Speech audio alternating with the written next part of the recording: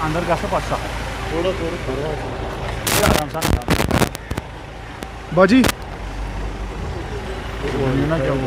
तो मैं समझती हूँ ये जो डबल इंजन सरकार है उसकी सबसे बड़ी नाकामी है, क्योंकि उन्होंने जम्मू कश्मीर में जो पिछले 2.5 साल से यहाँ जो जुल्म ढाए हैं, यहाँ जो सख्त पॉलिसी अपनाई है, सिर्फ हमको ये कहते हैं ये सिक्योरिटी के लिए हम कर रहे हैं और मिलिटेंसी को ख़त्म करने के लिए कर रहे हैं। चाहे वो घर घर में क्रैकडाउन हो,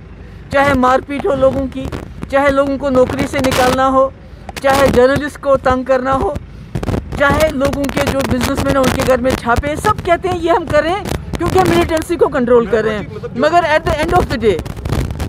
ऑफ द डे कि आप देखिए कि जितने हालात ख़राब हो रहे हैं, अभी आपने खुद कहा कि पिछले 2 दिन के अंदर 5-7 किलिंग्स हो रही हैं, हमारे यहाँ हो गई हैं,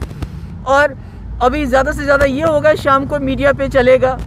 बहस चलेगी, हिंदू मुस्लिम हिंदू मुस्लिम हिंदू मुस्लिम, उसके बाद कोई और हादसा हो जाएगा। मुझे डर ये है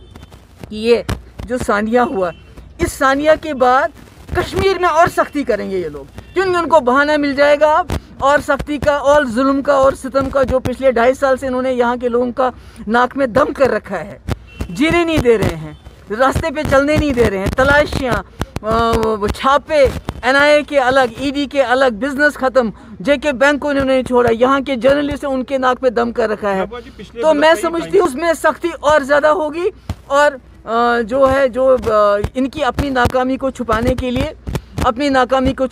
लिए कश्मीर के लोगों के ऊपर और दबाव आएगा और उनको तंग